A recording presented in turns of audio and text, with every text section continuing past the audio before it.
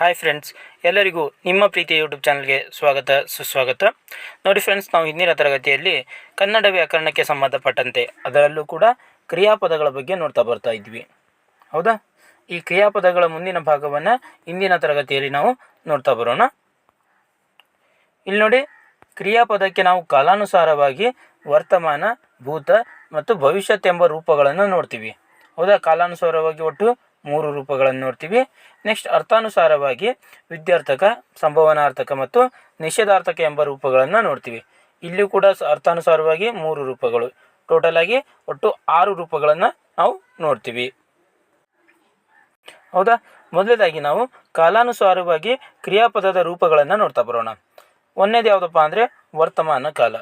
ಹಾಗಾದರೆ ವರ್ತಮಾನ ಕಾಲ ಅಂದರೆ ಏನಂತ ನೋಡ್ತಾ ಬರೋದಾದರೆ, ವರ್ತಮಾನ ಕಾಲವು ಈಗ ನಡೆಯುತ್ತಿರುವ ಕ್ರಿಯೆಯನ್ನು ಸೂಚಿಸುತ್ತದೆ. ವರ್ತಮಾನ ಕಾಲ ಏನು ಮಾಡುತ್ತೆ? ಈಗ ಪ್ರಸ್ತುತ ನಡೆಯುತ್ತಿರುವ ಕಾಲವನ್ನು ಸೂಚಿಸುತ್ತದೆ. ಹಾಗಾದರೆ ಈ ವರ್ತಮಾನ ಕಾಲದ ಕಾಲಸೂಚಕ ಪ್ರತ್ಯಯ ಯಾವುದಂತ ನೋಡ್ತಾ ಬರೋದಾದರೆ ಉತ್ತ. ಉತ್ತ ಎಂಬುದು ಒಂದು ವರ್ತಮಾನ ಕಾಲದ ಕಾಲಸೂಚಕ ಪ್ರತ್ಯಯವಾಗಿದೆ. ಹೌದಾ?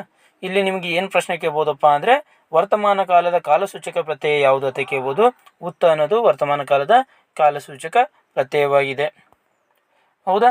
ಇಲ್ಲಿ ನೀವು ನೋಡ್ತಾ ಬರೋದಾದರೆ, ಅಂದರೆ ಒಂದು ಕ್ರಿಯಾಪದದ ರೂಪ ಯಾವ ರೀತಿ ಕ್ರಿಯೇಟ್ ಆಗುತ್ತೆ ವರ್ತಮಾನ ಕಾಲದಲ್ಲಿ ಅಂತ ನೋಡ್ತಾ ಬರೋದಾದರೆ, ಅದರಲ್ಲಿ ಫಸ್ಟ್ನೇದಾಗಿ ನಿಮಗೆ ಒಂದು ಸರ್ವನಾಮಗಳ ಬಗ್ಗೆ ಗೊತ್ತಿದ್ರೆ ಇಲ್ಲಿ ಅಂಡರ್ಸ್ಟ್ಯಾಂಡ್ ಆಗುತ್ತೆ. ಏನಪ್ಪ ಅಂದರೆ, ಸರ್ವನಾಮಗಳಲ್ಲಿ ಒಂದು ಪುರುಷಾರ್ಥಕ ಸರ್ವನಾಮ ಅಂತ ಬರುತ್ತೆ. ಆ ಪುರುಷಾರ್ಥಕ ಸರ್ವನಾಮದಲ್ಲಿ 3 ಟೈಪ್ ಬರುತ್ತೆ. ಒಂದು ಪ್ರಥಮ ಪುರುಷ ಸರ್ವನಾಮ, ನೆಕ್ಸ್ಟ್ ಮಧ್ಯಮ ಪುರುಷ ಸರ್ವನಾಮ ಮತ್ತು ಉತ್ತಮ ಪುರುಷ ಸರ್ವನಾಮ ಅಂತ ಬರುತ್ತೆ. ಈ ಪ್ರಥಮ ಪುರುಷ ಸರ್ವನಾಮದಲ್ಲಿ ಅವನು, ಅವಳು, ಅದು ಅಂತ ಬರುತ್ತಲ್ಲ, ಇವು ಪ್ರಥಮ ಪುರುಷ ಏಕವಚನ ಆಗಿರ್ತವೆ. ಇವುಗಳ ಮೇಲೆ ಕೂಡ ಪ್ರಶ್ನೆ ಕೇಳ್ತಾನೆ. ಈ ಕೆಳಗಿನವುಗಳಲ್ಲಿ ಯಾವುದು ಪ್ರಥಮ ಪುರುಷ ಏಕವಚನವಾಗಿದೆ ಅಂತ ಕೇಳ್ತಾನೆ. ಈ 3ರಲ್ಲಿ ಯಾವುದಾದ್ರೂ ಒಂದು ಕೊಟ್ಟಿದ್ನಪ್ಪ ಅಂದ್ರೆ ಅದು ಪ್ರಥಮ ಪುರುಷ ಏಕವಚನ ಆಗಿರ್ತೈತಿ. ನೆಕ್ಸ್ಟ್ ಪ್ರಥಮ ಪುರುಷ ಬಹುವಚನ ಯಾವುದಪ್ಪ ಅಂದರೆ ಅವರು. ಪ್ರಥಮ ಪುರುಷ ಬಹುವಚನ ಅವರು, ಅವು, ಇವು, ಇದು ಏನಪ್ಪ ಅಂದರೆ ಪ್ರಥಮ ಪುರುಷ ಬಹುವಚನ. ಹೌದಾ? ನೆಕ್ಸ್ಟ್ ಮಧ್ಯಮ ಪುರುಷದಲ್ಲಿ ನೋಡ್ತಾ ಬರೋದಾದರೆ ನೀನು ಅಂತ ಬರುತ್ತೆ. ನೀನು ಅನ್ನೋದು ಮಧ್ಯಮ ಪುರುಷ ಏಕವಚನ ಆಗುತ್ತೆ. ನೀವು ಅನ್ನೋದು ಮಧ್ಯಮ ಪುರುಷ ಬಹುವಚನ ಆಗುತ್ತೆ. ಹೌದಾ? ನೆಕ್ಸ್ಟ್ ಉತ್ತಮ ಪುರುಷ ಅಂತ ಬರುತ್ತೆ.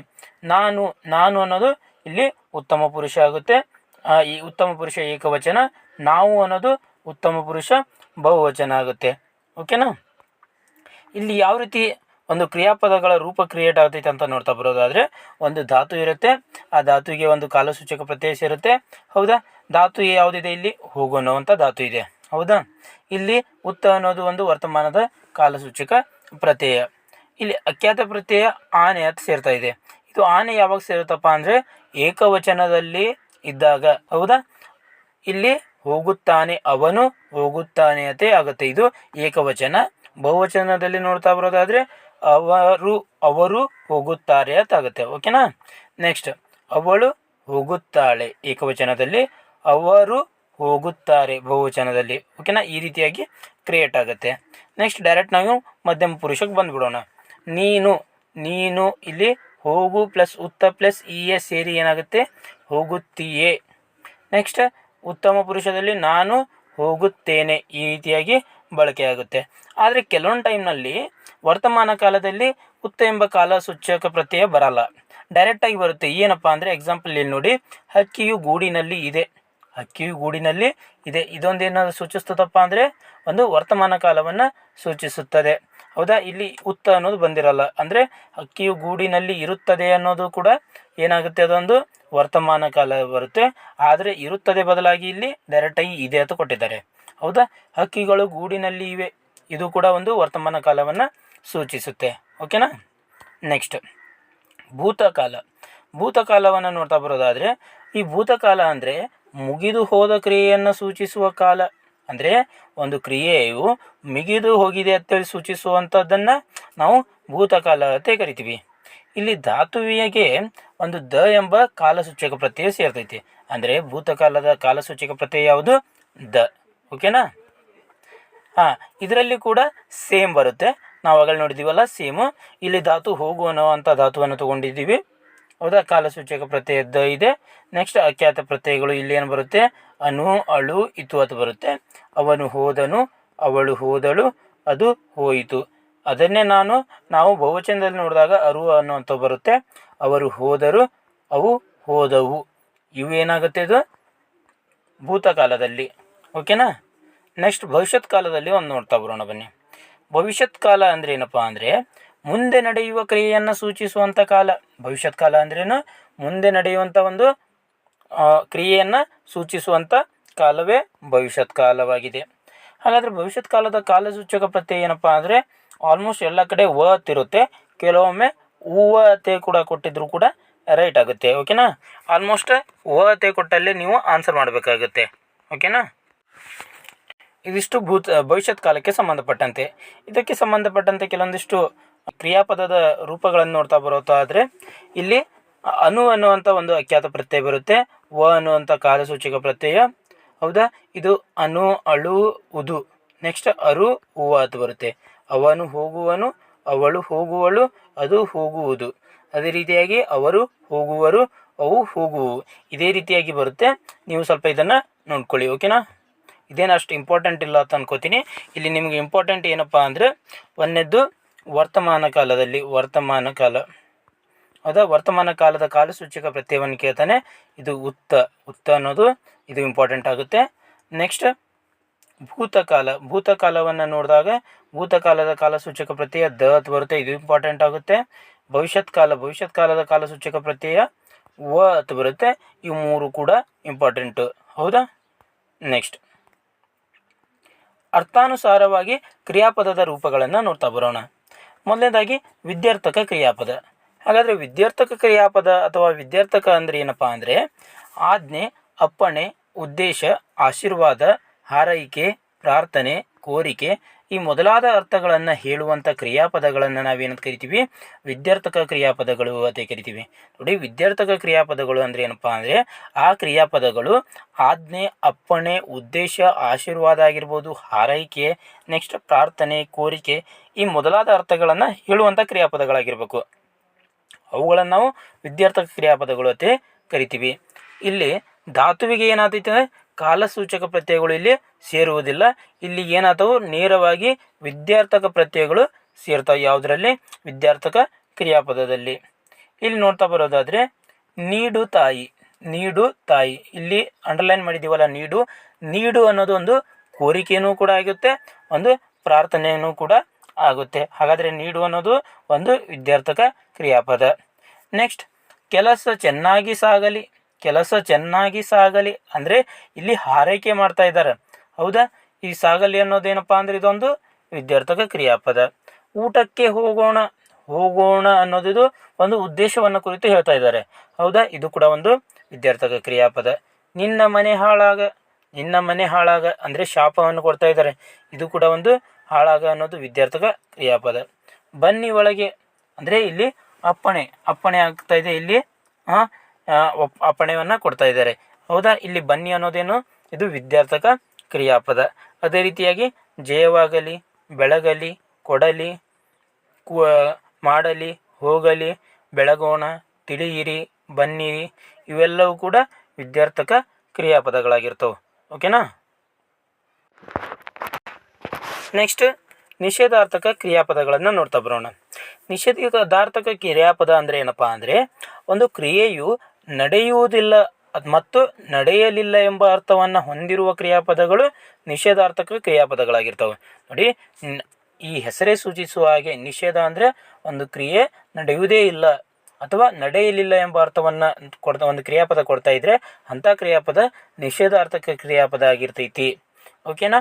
ಎಕ್ಸಾಂಪಲ್ ನೋಡ್ತಾ ಬರೋದಾದರೆ ಅವನು ಶಾಲೆಗೆ ಬಾರನು ಅಂದರೆ ಅವ ಏನು ಮಾಡಲ್ಲ ಅಂತ, ಶಾಲೆಗೆ ಬರಲ್ಲ ಅಂತ. ನೆಕ್ಸ್ಟ್ ಅವರು ಹಣ್ಣನ್ನು ತಿನ್ನರು, ಅವ್ರು ಏನು ಮಾಡಲ್ಲ, ಹಣ್ಣನ್ನು ತಿನ್ನುವುದಿಲ್ಲ ಅಂತ ಡೈರೆಕ್ಟಾಗಿ ಕೊಡ್ತಾ ಇದ್ದಾನೆ. ಇವೆಲ್ಲ ತಿನ್ನನು, ಬಾರನು ಇವೆನಿವು ನಿಷೇಧಾರ್ಥಕ ಕ್ರಿಯಾಪದಗಳು. ಅದೇ ರೀತಿಯಾಗಿ ಮಾಡನು, ಮಾಡರು, ಬಾರನು, ಓದಲಾರೆ, ಆಗದು, ಕೂಡದು, ಬೇಡ, ಇಲ್ಲ, ತಿಂದಿಲ್ಲ, ನೆನೆಯರು, ತಿನ್ನಕೂಡದು, ತಿನ್ನನು, ತಿನ್ನುವುದಿಲ್ಲ, ಓದನು, ಹೋಗಲಾರನು, ಬಾರವು ಇವೆಲ್ಲವೂ ಕೂಡ ಏನಪ್ಪ ಅಂದರೆ ನಿಷೇಧಾರ್ಥಕ ಕ್ರಿಯಾಪದಗಳು. ಅಂದರೆ ಇಲ್ಲಿ ಏನಾಗ್ತಾ ಇದೆ, ಕ್ರಿಯೆಯು ನಡೀತಾ ಇಲ್ಲ. ಓಕೆನಾ. ನೆಕ್ಸ್ಟ್ ಸಂಭಾವನಾರ್ಥಕ ಕ್ರಿಯಾಪದ ಅಂತ ಬರುತ್ತೆ.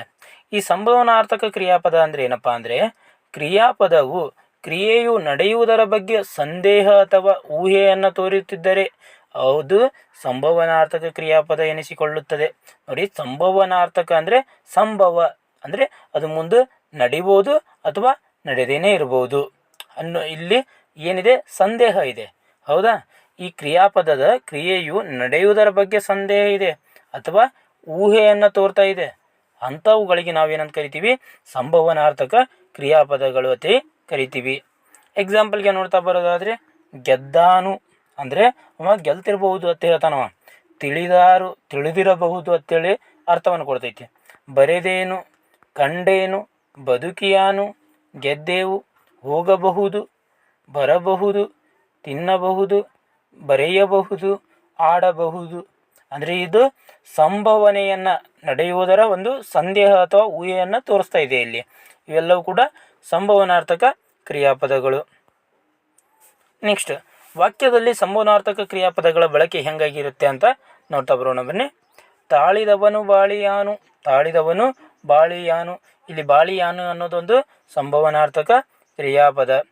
ನಾನು ಹೋದರೆ ಹೋದೆನು, ಹೋದೆನು ಅನ್ನೋದೊಂದು ಸಂಭವನಾರ್ಥಕ ಕ್ರಿಯಾಪದ. ನಮ್ಮ ಮನೆಗೆ ನೀವೇಕೆ ಬಂದಿರಿ, ಬಂದಿರಿ ಅನ್ನೋದು ಒಂದು ಸಂಭವನಾರ್ಥಕ ಕ್ರಿಯಾಪದ. ಎಚ್ಚರ ಕೈಯಿಂದ ಬಿದ್ದಿತು. ನೆಕ್ಸ್ಟ್, ಗೊಳ್ಳೆಂದು ನಕ್ಕಾರು. ಇಲ್ಲಿ ಬಿದ್ದಿತು ಮತ್ತು ನಕ್ಕಾರು ಎಂಬುದು ಕೂಡ ಸಂಭವನಾರ್ಥಕ ಕ್ರಿಯಾಪದಗಳಾಗಿವೆ. ಓಕೆನಾ. ಇದಿಷ್ಟು ಅರ್ಥಾನುಸಾರವಾಗಿ ಮತ್ತು ಕಾಲಾನುಸಾರವಾಗಿ ನಾವು ಕ್ರಿಯಾಪದದ ರೂಪಗಳನ್ನು ನೋಡಿದ್ದೀವಿ. ಇವಾಗ ಅಖ್ಯಾತ ಅಥವಾ ಅಖ್ಯಾತ ಪ್ರತ್ಯಯಗಳನ್ನು ಅಂದರೆ ಏನಂತ ನೋಡ್ತಾ ಬರೋಣ. ವಾಕ್ಯದ ಅರ್ಥವು ಪೂರ್ಣವಾಗುವಂತೆ ಕರ್ತೃವನ್ನು ಕುರಿತು ನಾವು ಏನು ಹೇಳುತ್ತೇವೋ ಆ ಪದಕ್ಕೆ ಅಖ್ಯಾತವೆಂದು ಹೆಸರು. ನೋಡಿ, ಒಂದು ವಾಕ್ಯದ ಅರ್ಥ ಪೂರ್ಣವಾಗುವಂತೆ ಕರ್ತೃವನ್ನು ಕುರಿತು ನಾವು ಏನು ಹೇಳ್ತಾ ಇದ್ದೀವಲ್ಲ ಆ ಪದಕ್ಕೆ ಏನಂತ ಕರಿತೀವಿ, ನಾವು ಅಖ್ಯಾತ ಅಂತೇಳಿ ಕರಿತೀವಿ. ಎಕ್ಸಾಂಪಲ್ಗೆ ಅವನು ಮನೆಗೆ ಹೋದನು. ಇಲ್ಲಿ ಹೋದನು ಅನ್ನೋದೊಂದು ಕ್ರಿಯಾಪದ. ಈ ಕ್ರಿಯಾಪದದಲ್ಲಿ ಹೋಗು ಅನ್ನೋಂಥ ಒಂದು ಧಾತು ಸೇರಿದೆಯಾ? ಹೌದು. ನೆಕ್ಸ್ಟ್, ಇದರಲ್ಲಿ ದ ಅನ್ನುವಂಥ ಕಾಲಸೂಚಕ ಪ್ರತ್ಯಯ ಸೇರಿದೆ. ನೆಕ್ಸ್ಟ್, ಅಖ್ಯಾತ ಪ್ರತ್ಯಯ ಯಾವುದಾಗುತ್ತೆ? ಇಲ್ಲಿ ಅನು ಅನ್ನೋದು ಒಂದು ಅಖ್ಯಾತ ಪ್ರತ್ಯಯ. ಈ ಅಖ್ಯಾತ ಪ್ರತ್ಯಯ ಏನು ಮಾಡ್ತಾ ಇದೆ? ಅರ್ಥವನ್ನು ಪೂರ್ಣವಾಗುವಂತೆ ಮಾಡ್ತಾ ಇದೆ. ಅದರಲ್ಲೂ ಕೂಡ ಕರ್ತೃವನ್ನು ಕುರಿತು ನಾವು ಏನು ಹೇಳ್ತಾ ಇದ್ದೀವಲ್ಲ ಅದನ್ನು ಇಲ್ಲಿ ಪೂರ್ಣ ಮಾಡ್ತಾ ಇದ್ದೇವೆ. ಓಕೆನಾ. ನೆಕ್ಸ್ಟ್, ಪ್ರಯೋಜಕ ಧಾತುಗಳು ಅಂತ ಬರ್ತವೆ. ಹಾಗಾದರೆ ಪ್ರಯೋಜಕ ಧಾತುಗಳು ಅಂದರೆ ಏನಪ್ಪ ಅಂದರೆ ಒಬ್ಬನು ಕ್ರಿಯೆಯನ್ನು ತಾನು ಮಾಡದೆ ಮತ್ತೊಬ್ಬರಿಂದ ಮಾಡಿಸುತ್ತಾನೆ ಎಂಬರ್ಥವನ್ನು ಕೊಡುವ ಧಾತುಗಳೇ ಪ್ರಯೋಜಕ ಧಾತುಗಳು. ಇಲ್ಲಿ ನೋಡಿ, ಒಬ್ಬನು ಏನು ಮಾಡ್ತಾನಂತ, ಕ್ರಿಯೆಯನ್ನು ತಾನು ಮಾಡಲ್ಲಂತ, ಅವ ಮತ್ತೊಬ್ಬರಿಂದ ಮಾಡಿಸುತ್ತಾನಂತ ಒಂದು ಕ್ರಿಯೆಯನ್ನು, ಒಂದು ಕೆಲಸವನ್ನು. ಆ ರೀತಿ ಅರ್ಥವನ್ನು ಕೊಡುವಂಥ ಧಾತುಗಳೇ ಪ್ರಯೋಜಕ ಧಾತುಗಳಾಗಿರ್ತವೆ. ಹೌದಾ. ಎಕ್ಸಾಂಪಲ್ಗೆ ಏನು ನೋಡ್ತಾ ಬರೋದಾದರೆ ಅವನು ಕ್ರೀಡಾಂಗಣವನ್ನು ಕಟ್ಟಿಸುತ್ತಾನೆ. ಅವ ಏನು ಮಾಡತ್ತಾನಂತ, ಕ್ರೀಡಾಂಗಣವನ್ನು ಕಟ್ಟಿಸ್ತಾ ಇದ್ದಾನಂತ. ಅಂದರೆ ಅವ ಕಟ್ಟಿಸ್ತಾಕತ್ತಾನ, ಬೇರೆಯವರಿಂದ ಕಟ್ಟಿಸ್ತಾ ಇದ್ದಾನೆ. ಅಂದರೆ ಆ ಒಂದು ಕ್ರಿಯೆಯನ್ನು ಬೇರೆಯವರಿಂದ ಮಾಡಿಸ್ತಾ ಇದ್ದಾನು. ಓಕೆನಾ. ರಾಜನು ಒಳ್ಳೆಯ ಕೆಲಸವನ್ನು ಮಾಡಿಸಿದನು. ರಾಜ ಏನು ಮಾಡತ್ತಾನ, ಒಳ್ಳೆಯ ಕೆಲಸವನ್ನು ಮಾಡಿಸ್ಯಾನ, ಬೇರೆಯವರಿಂದ ಮಾಡಿಸ್ಯಾನ. ಹೌದಾ. ಇಲ್ಲಿ ಕಟ್ಟಿಸುತ್ತಾನೆ, ಮಾಡಿಸುತ್ತಾನೆ. ಹೌದಾ, ಮಾಡಿಸಿದನು. ನೆಕ್ಸ್ಟ್, ಅವಳು ಪತ್ರವನ್ನು ಬರೆಯಿಸಿದಳು. ಅವಳು ಏನು ಮಾಡ್ಯಾಳ, ಪತ್ರವನ್ನು ಬರೆಯಿಸಿದಳು. ಪತ್ರ ಏನು ಮಾಡ್ಯಾಳ, ಬೇರೆಯವ್ರ ಕಡೆ ಬರೆಯಿಸಿದಾಳೆ. ಹಾಗಾದರೆ ಇವೇನಾಗ್ತವೆ, ಪ್ರಯೋಜಕ ಧಾತುಗಳಾಗ್ತವೆ. ಓಕೆನಾ. ನೆಕ್ಸ್ಟ್, ನ್ಯೂನ ರೂಪಗಳು ಅಂತ ಬರ್ತವೆ. ನ್ಯೂನ ರೂಪಗಳು ಅಂದರೆ ಏನಂತ ನೋಡ್ತಾ ಬರೋದಾದರೆ ಒಂದು ವಾಕ್ಯದಲ್ಲಿ ಕ್ರಿಯೆಯು ಪೂರ್ಣವಾಗಿಲ್ಲದಿದ್ದರೆ ಅದನ್ನು ನ್ಯೂನ ರೂಪ ಎನ್ನುವರು. ನೋಡಿ, ಒಂದು ವಾಕ್ಯದಲ್ಲಿ ಕ್ರಿಯೆ ಇರ್ತೈತಲ್ಲ, ಆ ಕ್ರಿಯೆ ಪೂರ್ಣವಾಗಿಲ್ಲ ಅಂತೇಳಿ ಇತ್ತಪ್ಪ ಅಂದ್ರೆ ಅದನ್ನು ನಾವು ನ್ಯೂನ ರೂಪ ಅಂತ ಕರಿತೀವಿ.